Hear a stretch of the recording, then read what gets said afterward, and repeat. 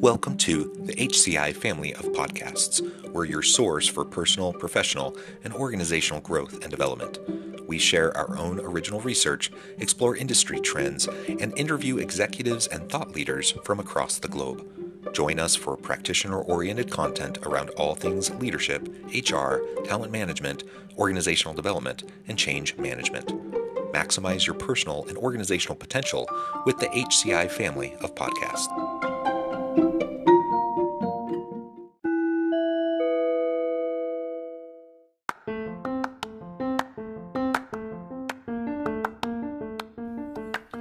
Welcome to the podcast. In this podcast episode, I talk with Richard Medcalf about making time for strategy.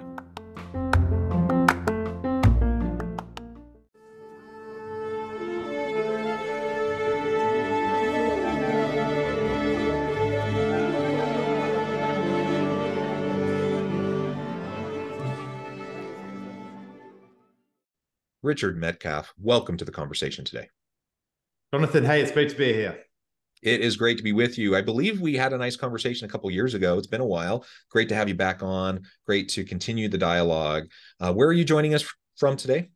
I'm joining you from Paris, just outside of Paris in France. So you can tell by my accent, I'm not born French, but I have adopted the country over the last 20 years.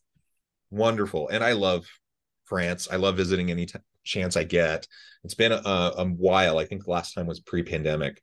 But so I need to get back. But wonderful. And I know it's a Friday evening for you. Thank you for taking the time to have this conversation. We're going to be talking about Richard's book, Making Time for Strategy. And as we get started, I wanted to share Richard's bio with everybody. Richard Medcalf describes himself as what you get if you were to put McKinsey consultant, a slightly unorthodox pastor, and an entrepreneur into a blender. I love that. He is the founder of X Quadrant and a trusted advisor to exceptional CEOs and entrepreneurs and their leadership teams. Richard, anything you would like to highlight from your own background before we dive on in and talk about your book? Just one thing, perhaps, which is really why I do what I do, which is really important to me. And it's probably become really more important than when we last spoke. Mm-hmm. I realize that what I'm really serious about is helping these top leaders that you just mentioned create extraordinary impact, make a positive difference in the world. And the reason for that is, you might be able to see it in the background here on the video, but my sister, Georgina, was mentally disabled. I had this high-flying career and she needed 24-hour care. She couldn't speak and she passed away relatively early in life. And so for me, that dichotomy has always been huge. I feel that if world's top business leaders don't change the world, then who will? And so I think when I wrote the book, it was one half of the equation. So what I'm all about is helping these leaders create bigger and more positive impact than they can possibly imagine. And what I find is there are two dimensions on this, Jonathan, one of which is being what I call being magnetic, which is like attracting people to us, having powerful conversations, resonating with purpose, being somebody who stands for something, who's on fire. And the other part is what I call being strategic, which is this exponential thinking, which is about putting our attention on the things that matter. And I think it's those two things together is the work that I do with CEOs and entrepreneurs and some of their team. And so the book really is focusing on that strategic part. But I want to just share the bigger context, because for me, it's not just about, hey, how do I just, carve a few more hours out of my day? It's actually important because it's about impact. Yeah, I think that's wonderful. A great way to frame up the start of this conversation. Impact is what it's all about. I think every leader wants to have impact, wants to maximize their influence and the ability to make a difference in their team, in their organization, and in the world. And we usually don't know how to do that. We're kind of running around like chickens with our heads cut off, just trying to put out fires and just keep things afloat. And, getting to bigger conversations around strategy and impact are the types of things that not every leader gets to. And so, if you want to increase your impact and really start to make a difference, one of the best things you can do is start to, prioritize your time in such a way that you can put the time in to spend on the strategy and the deep thinking and the things that need to happen in order for you to get to the point where you can have that impact. Exactly. Yeah. Well, wonderful. Let's start by just, if you can share with us a little bit about kind of the origins of this book, why this book, why now, why focus on strategy, and the title of the book, Making Time for Strategy. Why that title?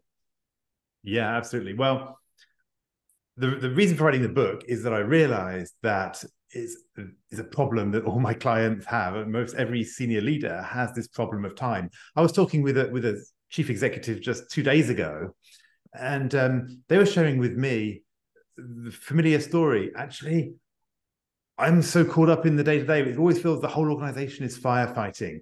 I feel I'm operating one level below where I need to operate. It feels like my team is operating. Everybody is operating one level below where they need to be. And as a result, they're overwhelmed. Yeah. And they feel guilty about even giving more to their own teams because they know that they're all busy too.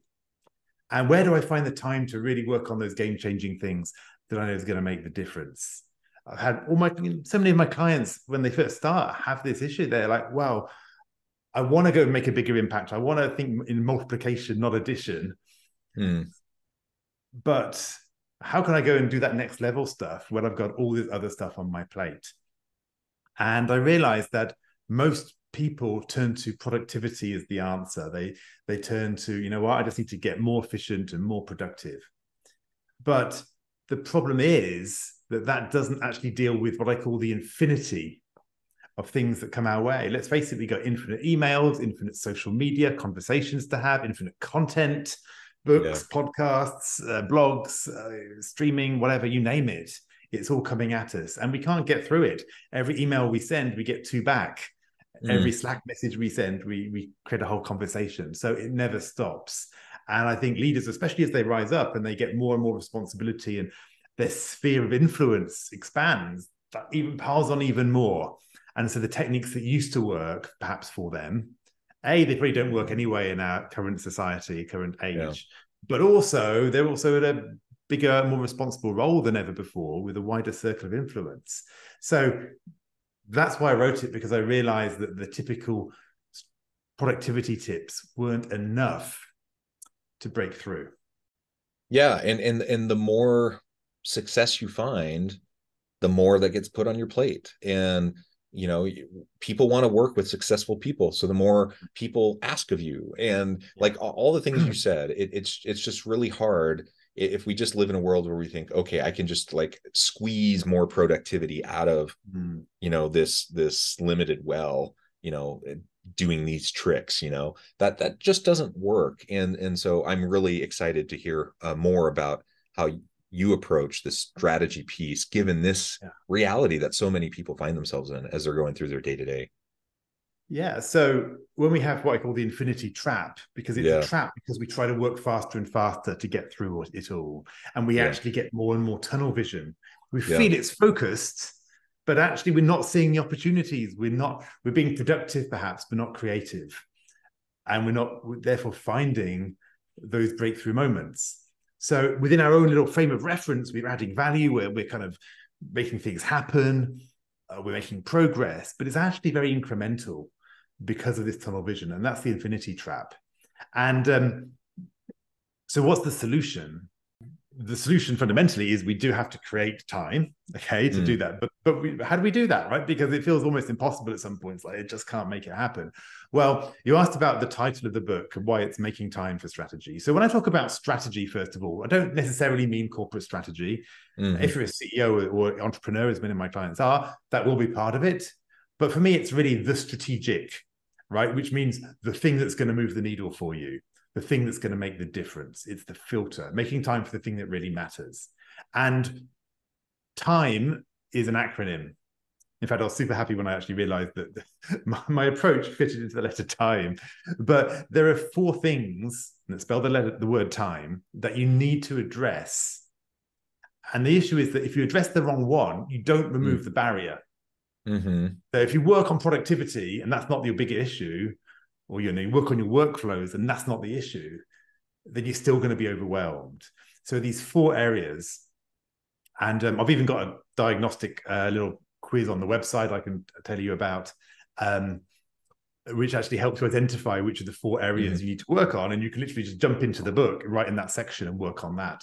So I try to design the book to be a book for busy people so that you don't have to read it from all the way through. You can just jump in and work on what you need to, or you can work it through systematically as well. So the 4 areas, there's the T is for tactics. Sometimes we do actually need workflow, better workflows. We do actually need a tactical plan to free up our time. Especially, I call it like a crash plan. Imagine that we are a business, right? Businesses, imagine you have a business that has 0 margin, 0 profitability. It's just stumbling along. Some months it makes a bit of money, some months it doesn't have quite enough money. It can't really invest in the future, that business. It can't really build a new plant, invest in marketing, catapult their future, right? They're kind of stuck until they get additional margin. They're a bit stuck and it's very fragile. Well, for most leaders, that's the same. We're like that business with our time. We've got no time to invest in future success. We're bumbling along, using up all our time on the day-to-day.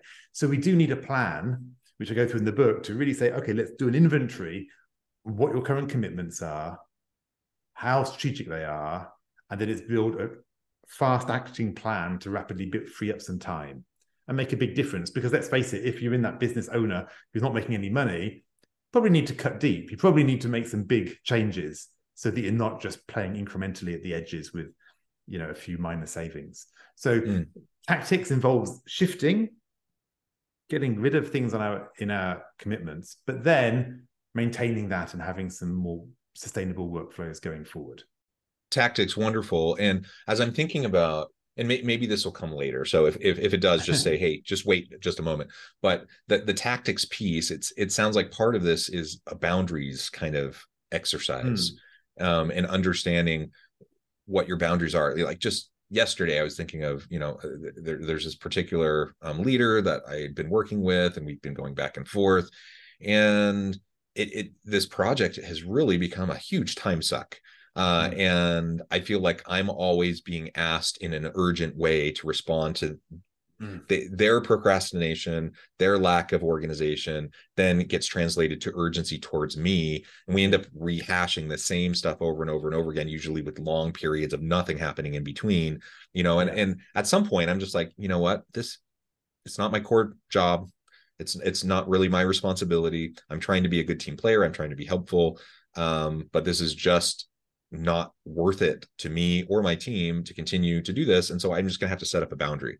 I'm happy to work with you. I'm happy to continue to try to collaborate in this way, but this just does not make sense. So, establishing a boundary, when you have that kind of a candid conversation, then either, you can say, okay, I guess we're done collaborating, or you can say, okay, well, let's revisit how we're actually going to do this in a healthy way, in an effective way, to actually make sure things are moving forward. We're not wasting people's time, etc. So part of it seems like perhaps a boundary conversation. Yeah, I talk about boundaries actually quite a lot in the book, but that actually fits nicely into the second area, which is influence. So, as I said, the reason this is not just a productivity challenge is there are some tactical things, but it's also a leadership challenge. It's actually influencing your stakeholders, because I like to say, if you want to go on a diet, the sabotage is most likely to come from your family, because they're the one they want a chocolate cake and they don't want to feel bad about it, right? Where you virtuously saying no, so they're going to kind of tempt you, and unless you've really had that conversation up front and that's really established what I want to do, you can do it. You can have what you want. I'm not going to. It's fine. Don't feel guilty. You can have that conversation, and then when they say, "Okay, we'll support you in it," then you've got allies and not saboteurs. Too often what we do is we come up with a plan and we go, oh, I can't do that because my boss won't agree, or the other people in the company won't want me to do that, or my customers won't accept that. But have we actually had the conversations to renegotiate those boundaries, to create some new boundaries? And so influence is really important, because otherwise we can't implement our tactical plan. It will fall flat because we are trying to change, but nobody else knows they need to change. So in the influence part of the book, I talk about that. I actually think it's an overlooked area. When people do the assessment that I mentioned, the Making Time for Strategy assessment, and they get a score, they get their overall score, which they can benchmark. We've had hundreds and hundreds of leaders do it. But also, you get to see which is your limiting factor. And I find that influence is, out of the 4 areas, it's the fewest number of people think influence is their limiting factor. Interesting. And I suspect that that's not actually the case. I suspect that people underestimate how much that is actually holding them back. Because at the end of the day, if you can get your boss on your side, if you can renegotiate with your stakeholders, your customers, your peers, your team, and create a new agreement, that makes a huge amount of difference. But often we don't do it. We don't have those conversations. We don't have the bold conversations. We don't express our needs clearly. We don't explain why it's going to be better. So I think influence is right. It's uncomfortable. That's it's a nerve-wracking conversation because, you know, people want to please people. You want to be seen as successful, and you want to be a team player, etc. So it can really be a challenge to be willing to have those conversations. Yeah, exactly. So that's the influence part. And then the flip side, if we then move on to the next one, is mindset. So often it's what we believe is possible, necessary, and desirable that holds us back in this area. So it's not just a leadership challenge, it's also a personal transformation challenge, because we just might feel that we have to be busy to be valuable, to be productive. We might feel that if we're not hyper responsive, then that's a bad thing. I like to say, well, imagine you try to get in touch with the president of the USA or your company's CEO or whatever. It's like, well, perhaps they wouldn't be responding in 5 minutes, and perhaps you'd be actually quite happy that they've got better things to do. They're an important person. So what if you're an important person, you have important things to do, and you're not getting distracted? So trying to hack people's thinking and help them realize that perhaps their addiction to instant responsiveness, or addiction to adding value, or need to people please, or all these things, perhaps we need to let those go. Yeah. And find a different way of thinking about things. So I like to say we want to prioritize contribution instead of being governed by our fears, which often happens. So that's mindset. And that's interesting to me personally, because I tend to be one of those people. I'm not sure if it's a style thing. I don't feel like a huge amount of pressure personally to like be the hyper responsive person, but I am. And, you know, I always feel really bad if I'm like, I was a little bit late for this conversation. I felt horrible about that. I hate wasting people's time. And if someone contacts me, you know, I want to be on top of things enough to be able to respond to them quickly. And, you know, again, I don't feel like a huge amount of like weight or pressure, and I don't feel like I'm like burning myself out to do it, but I do tend to kind of be that hyper responsive person, and it probably impacts me in ways that I'm not even aware of. And it probably diminishes my energy in ways that I'm not aware of as well. Well, I think the challenge is really, what are you missing out on? So what would happen if you created more space in your life, more space to think and reflect? We've dumped into the tactics, but I suppose I want to just go back up one level. What are we trying to create here? I call it strategic time.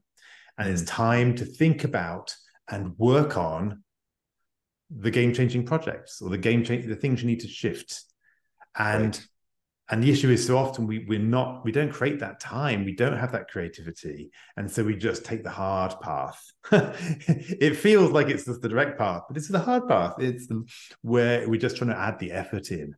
And so when we are hyper responsive, it's fine. But then that means that probably our day is taken up by noise. We don't have just time to reflect. When I run a CEO group of some of the world's most amazing leaders. So from billion-dollar companies to startup founders to different sorts of leaders. And we go away for a couple of days. Next time we're going to Iceland in a couple of months. We're in Paris 4 months before. And just those 2 days out of their business, where they get just a step back and think. It's such a game changer for them. Yeah. And it's we don't often give ourselves that gift. And I like to say that it's really important to know what you need to be working on, because you can't free up time from operations. You have to free up time for something more valuable. Otherwise, it just crowds back in. So it's really important to spend some time getting clear about, what do I want to spend my time doing? What would make a big difference? So that's mindset. You can see that Yep. we're always limited by our own thinking about things. The final one is the environment.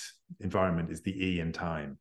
And environment, but what I mean by that is really your company culture. So there are some tactical things about our own personal environment that we can deal with, such as minimizing notifications and these kind of things. But it's also the question about, well, how do I create an environment around me where we are promoting strategic time, where we are having a culture where it's okay to stop and think and close the door and reflect and not just feel that we have to be in production mode all the time, but also be in creativity mode. That's often a really big challenge for leaders, because it's not just about their own personal productivity. If they can sort that out and the rest of the organization is completely overwhelmed, well, then what? So the time part is really helping them think about, how do I create that language, create that discussion, that conversation within the broader company, and how can we put into place some behaviors and some rituals that promote that? So that, if you like, is the kind of the big picture. Yeah. Excellent. And I think that's why I think the book came out of the work I've been doing with leaders on these areas. I realized I'm getting results for these people. That, did a group program. There was a mid-level manager. He got promotion. He was overloaded. He created 30% of his week. He realized he was able to delegate and get rid of. He had all this free time. Went to his manager and he rose up a level, because it's like, oh, great, well, you can take this responsibility now. You can take that responsibility. Same with CEO clients, where they finally managed to drive their next initiative. So I found it was so powerful.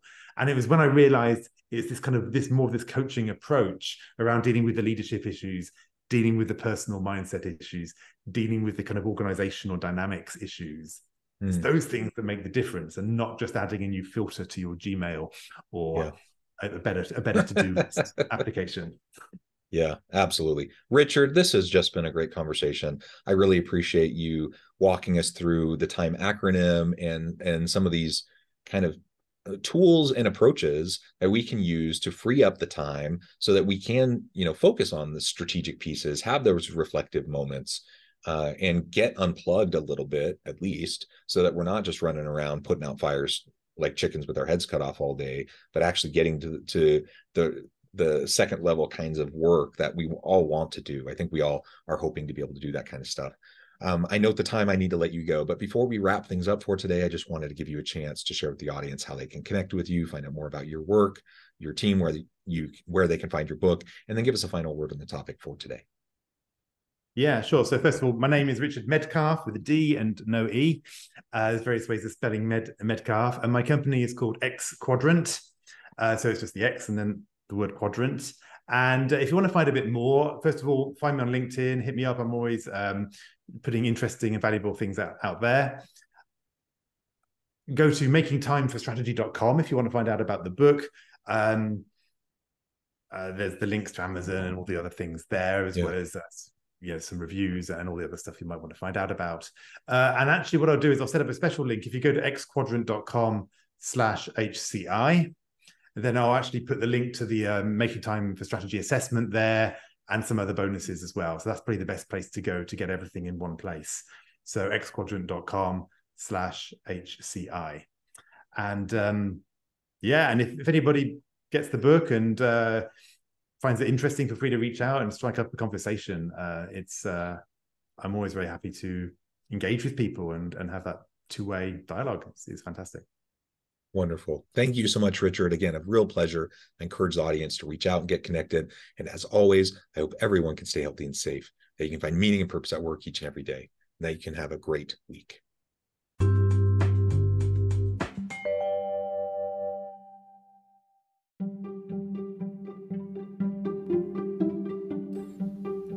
Thanks for joining us for this episode of the podcast. We hope you stay healthy and safe, and please join us again soon.